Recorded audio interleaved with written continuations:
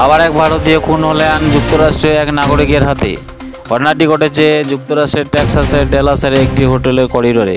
ভারতের কর্ণাটকের চন্দ্রনাগা মাল্লায়া নামক ব্যক্তিকে খুন করেন মার্টিন নামক এক যুক্তরাষ্ট্রীয় নাগরিক। ভাইরাল ঘটনায় দেখা যায় একটি হোটেলের করিডোরে একটি চাপার নিয়ে মার্টিন নামক ব্যক্তিটি চন্দ্রবাবুকে তাড়া করতে থাকেন এবং ব্যক্তিটি কুপিয়ে চন্দ্রবাবু মুন্ডুচ্ছেদ করে খুন করেন।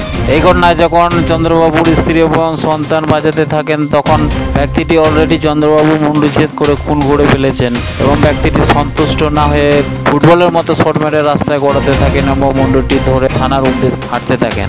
টেক্সাসের পুলিশ এই ঘটনায় ব্যক্তিটিকে অ্যারেস্ট করেছেন এবং ব্যক্তির মৃত্যুদণ্ড যাবজ্জীবন সাজা হতে পারে।